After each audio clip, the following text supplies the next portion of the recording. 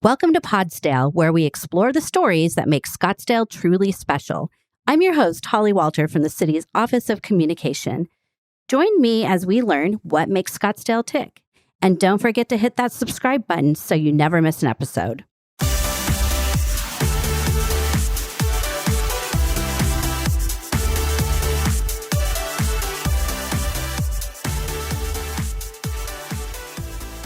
This episode will be fun because we're talking about all things kids and kids stuff within the city. We've had previous episodes sharing information about our senior services, but today we are talking about our littlest residents. And joining me today, we have Jennifer Wong-Ortiz. She's the Community Outreach Coordinator for Scottsdale Libraries. And we have Alex Sanchez, who is the Communications Supervisor. He oversees everything within community services. Welcome to you both. Hi. Thank you. Thanks for having us. And our return guest, Bruce Wall, Citizen Advisor, but he's also going to share a little piece of history related to today's topic. So welcome back, Bruce. Thank you for having me. All right, let's jump right into it. Alex, can you tell us a little bit about yourself, about your role within the city of Scottsdale and what you do in community services? Yeah, absolutely. So I've been working for the city of Scottsdale for a little over 10 years now. My title, as you mentioned, is Communications Supervisor. So we have a graphics request team, all of our marketing and communication efforts, both internally and externally, I help oversee. So social media, digital e-newsletters, web page updates, things like that. And also that comes with a lot of marketing for events, which we have a lot coming up for some of our littlest residents, as you mentioned. So we have a lot coming up in March that we're excited to share and put out there and put on great free events for the community. So, yeah. Awesome. So a lot of moving parts in your area because you have so many things that, like you said, really have direct impact to residents. Yes. I know one thing your group puts together is the Scottsdale Life publication for anyone familiar with that and signing up for programming within the city. Yes. We just put out our spring 2024, which covers April and May programming.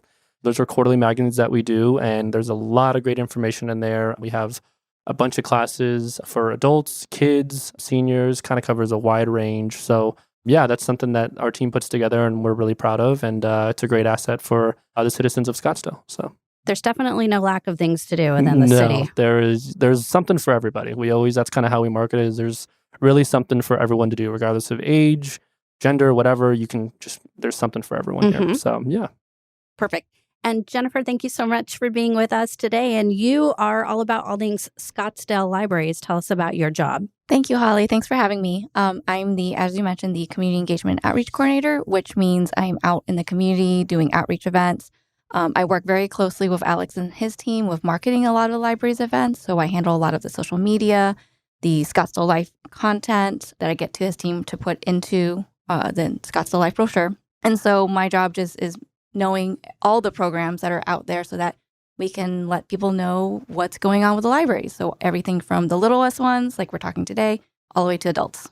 Libraries are definitely so much more than just going into a library and checking out a book. Yes, we have a ton of programs and then also special collections too. So not just books, but in addition to what you usually think a library has, computers, the spaces, the study spaces, books, obviously. We also do have, board games for families to check out, video games for people to try out as well. Mustang Library has a C library, so it's something for everyone. That's a lot of fun. I didn't realize that we check out board games, so I just learned something new myself. Yeah, there's a great variety. So if you're looking for something to do and you want to try out a board game without buying the board game first, it checks out just like a book. Perfect. Great tip. All right, Alex, I'm going to start with you. As we mentioned, we have programming throughout the year for little ones. What are some of the things we host as the city? Yeah, so more recently coming up, if we're looking ahead to March, it's going to be spring break camps are happening. So we have 2 locations, Horizon Community Center and then Hohokam Elementary School. And it's March 11th through the 15th. It's $150 for the week. So we have trained recreation staff that'll lead sports activities, arts and crafts, and they also do excursions. So this year they're going to the Phoenix Zoo and they're going to KTR indoor playground. So if parents are looking for something to do with their kids for the week, they can have them go there. I know it's a great opportunity for kids to interact and have something to do during that week stretch. So one of our bigger events coming up in the springtime every year is called the Exclusively Little Expo. It's taking place at McCormick-Stillman Railroad Park. So one of the more fun parks in the city, if you haven't checked it out yet. So that's taking place 9 a.m. to 1 p.m. on March 16th, Saturday. So originally, this event was created about 20 years ago. So it's a fairly old event, but initially when it was brought in, it was a way, just kind of a day of fun for kids and families. You know, they had balloon artists, face painters, things like that. And then as of 2019, we rebranded the event. And a little background, I was actually on the special events team at McCormick Show and Railroad Park when we rebranded it. And one of our visions was to bring in local vendors from around the valley so that we could connect kids and families with resources all over the place. So we wanted to make it a fun day, but also an educational day for families so they can know things that are coming up in the summertime, summer camps, youth and sports, recreation programming, things like that. So it's a really fun day. They're going to have over 40 vendors. I think last year they had a couple thousand people attend. Obviously, there's the train ride, and then there's carousel ride. There's a ton to do. So it's a really fun day for kids and families to get out. I mean, the weather's perfect. So it's a great day to learn about local companies. And as well, we're also going to have some city departments as well. So I know the library will be out there. So they'll be promoting what they do. We're going to have police and fire and solid waste. So just overall, it's a great event for kids and families. So we're looking forward to that one. Another thing we have coming up is our Bonanza event. It's our second annual one, and it'll be held at Scottsdale Civic Center. So it's a day filled with activities. There's going to be live entertainment. There's going to be an egg hunt for kids, and there's going to be a mimosa garden for adults, which is always enticing for the adults. Something for everyone. There you go, something for everyone. So that's going to be taking place, like I mentioned, on the brand new Civic Center. So, and that'll be 9 a.m. to noon, Saturday, March 30th. So that'll be another fun thing coming up in March. So yeah, that's just a few things that we have going on. And that's just March. Yeah, and that's just March. So there's plenty of things coming up. As you know, you mentioned earlier, we have our Scottsdale Life publication. So feel free to grab a copy of that, and that'll let you know everything coming up in the next couple months. A ton going on for all ages and families. So we're excited, looking forward to it. So, awesome. Well, I'm going to jump back to a few questions on the things you just talked Sure. about. Spring break camps. Mhm. What a great opportunity. I remember when my kids were younger, it was always a challenge to figure out what you're going to do with your kids during spring break. Right. I can assume those are pretty popular. Yeah. We get a few hundred kids attending those. So we have 2 locations, and we have pretty dedicated recreation staff that love what they do. So they're always leading, great games, arts and crafts, and like I said, the excursions are a big part of it too. Kids love going to the zoo or the indoor playgrounds that they go to. So it's really a great week. And our Parks and Rec team, our youth development team, does a great job every year putting those together. So they also run our after school programs and our summer camps. So there's a lot to do, and it's a great way for kids to have something to do that week rather than maybe just sitting home bored. So kind of gets them out of the house and some activities and things like that. So yeah. Do you have any tips for parents who may be interested in signing their kids up? Do you need to do that early? Do the spots fill up quick? Or, how can you prepare your child to attend? They do. So you can go to our webpage. It's recreation.scottsdaleaz.gov. And then in the search tab, you can just type in spring break camps. They do tend to fill up a little bit early, but there should be some spots still available. So if you head there, it gives you all the information. I think, as I mentioned earlier, it's $150 for the week, that Monday through Friday from 8 a.m. to 5 p.m. So if parents are interested, I recommend going to that webpage and getting a little more information. But yeah, try to sign up early if you can, but there should still be some spots available at both those locations. So, and great price for a week-long camp. Yeah, exactly. I'm not sure what around the valley, what else they have going on, but for $150 for the whole week, and you get excursions and activities and all that, I think it's a great deal. So yeah. Great. And exclusively little. I have some little ones in my life, and I had the opportunity to attend the event last year. And I didn't realize it was rebranding, but I loved the opportunity to visit. Obviously, we have great services right here that we offer as the city of Scottsdale, but it was great to meet some of the other local vendors and find out what's out there for kids. Right. Yeah. That's kind of what we had envisioned in 2019. Like I mentioned, it was kind of just a day of fun for family and kids, but we wanted to take it to the next level and introduce families to local companies and stuff that their kids can do over the summer and the coming months. So, I mean, there's a number of vendors that come out. They have live demonstrations this year from, I think it's called the Dino Crew. So I don't know if you've seen those big robotic dinosaurs. They'll be coming out and doing some demonstrations, but there's stuff for gymnastics, youth sports like flag football, basketball, things like that. So really, I mean, there's stuff for, I think one year they had a dental company come out, so there's resources like that. So it really covers all the bases, and just keeps you informed on things happening around the valley. So it's a great event, and it's free. So free to Even enter. better. Yeah, even better. So we like free things. So it's a great free way to connect, locally with companies. So yeah, it's awesome. Might sound a little funny to others to think about the fact that we have our solid waste division present at an event like that, but I'll tell you, kids love the garbage trucks. They go crazy for them. I know, especially at an event like that, but I'll hear stories about kids that are just at their house and they see the garbage truck go by and they will run outside with their own little garbage truck they have. And so, yeah, they're great to have out there along with, fire and PD and things like that. So kids love all the cars and trucks and everything like that. So it's great. Yeah. Is this event designed to focus on a specific age group?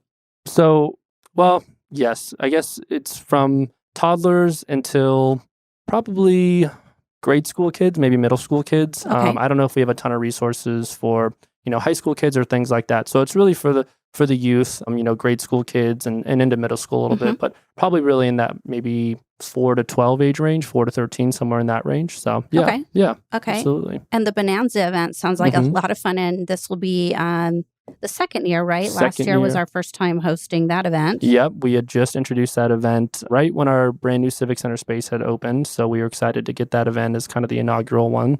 But yeah, it's we're gonna have our own like little mascot named Sheriff Jack. He's gonna be out there. You may have seen him at the Parada del Sol. He was handing out stickers and some other stuff. So that's kind of a fun event. Like I said, there's egg hunts for kids. It's later in March, so it'll still be nice outside. There's a ton of activities, and they're going to have live bands, live entertainment out there. It's a great day for kids, great day for families as well. So trying to do as much as we can outdoors in the springtime in March, especially since the weather's so nice before it gets too hot to do anything. Got to enjoy it while we can. Exactly. And it's free, right? Bonanza's free. Free event. Yeah, all these events that I've listed are free. So Exclusively Little is free, Bonanza is free, spring break camps are not free. So I take that back. Those are $150 for the week, like I mentioned. But yeah, Bonanza's free, and it's just a great way for kids to get out. So yeah. Yeah, spend time as a family. Absolutely. Absolutely. Alex, how can you register for the spring break camps or any other programming that we offer through community services? Yeah, so it's through our ActiveNet page. So if you go to recreation.scottsdaleaz.gov and you can type in the search bar spring break camps, or you can type in kids activities, things like that. It's pretty smart, and it'll pull up things based off of, what you search. So again, recreation.scottsdaleaz.gov. That's the city's ActiveNet page, and it has all of our programming, spring break camps, and all that information in there. So. All right, let's pivot over to the libraries and everything we're doing over at the libraries. Jennifer, I know several programming pieces that you offer, but one is story times. Can you share about that? Yeah, we have story times for ages 0 to 5.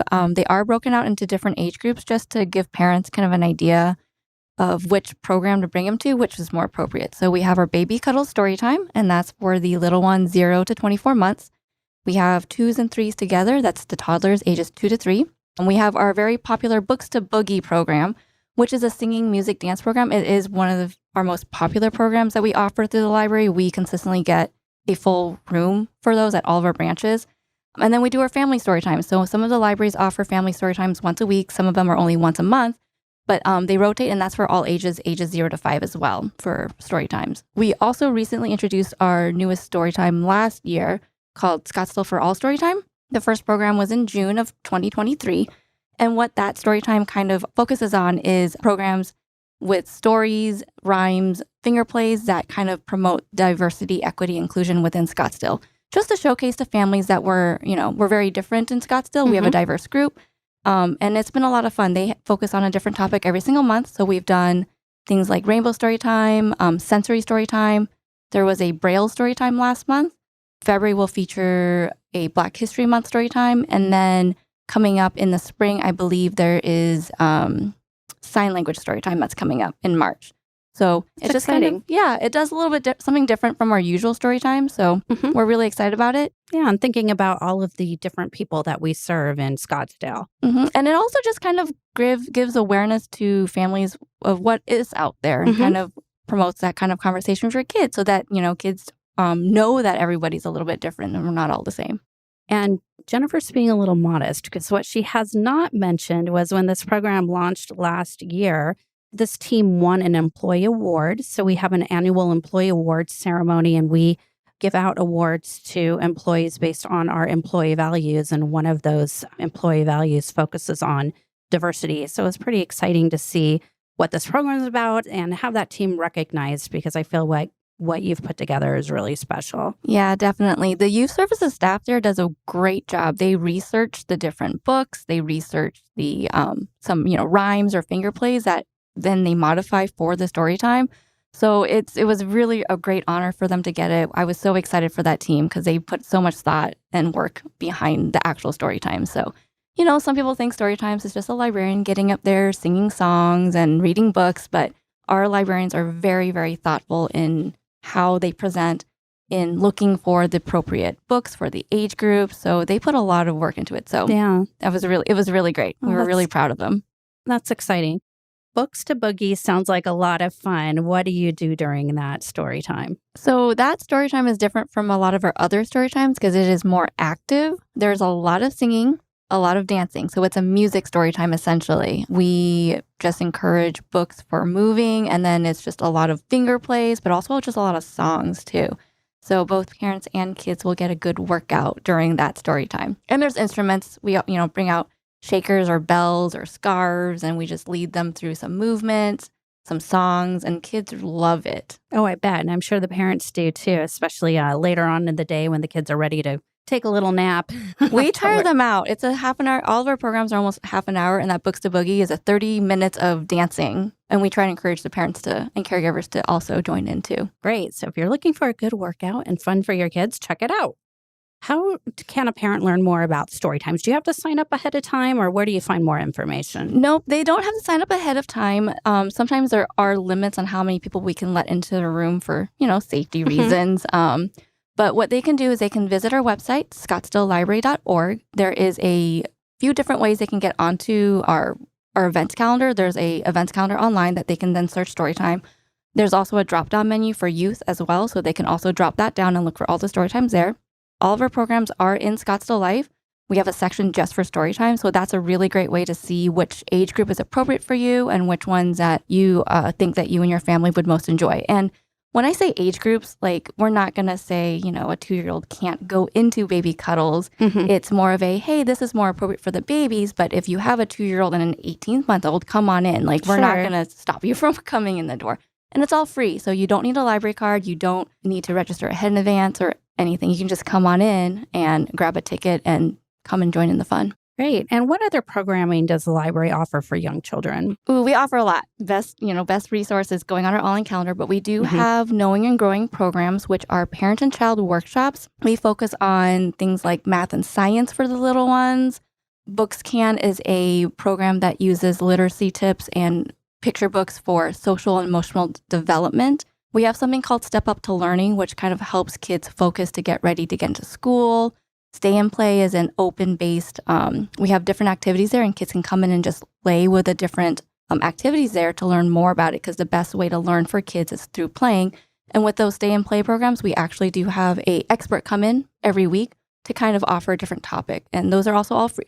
The Stay and Play programs, some of them do require registration, so if you're interested in those, head over to our online calendar to look at the Stay and Play programs and register, because there are limited space for that.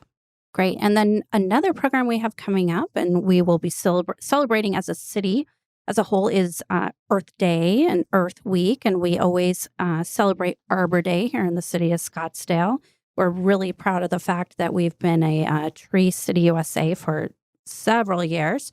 But I know the library is doing some things for Earth Week as well. We are. So we do have a series of programs called Full Steam Ahead, and that's geared for the school-age kids, ages about 6 to 11. For the elementary school kids. And so for Earth Day, let me just look at this. Civic Center Library is going to be doing several programs for that elementary school age. So Seed Bombs they're going to be making their own little seed bomb that they can plant in their backyard. They have a program called Anti-Trash Robots, where they're using recycled material to create your own little robot. And then there is, for the teen programs, and those are for the kids that are more older, 12 to 18 for Noasis at Civic Center Library.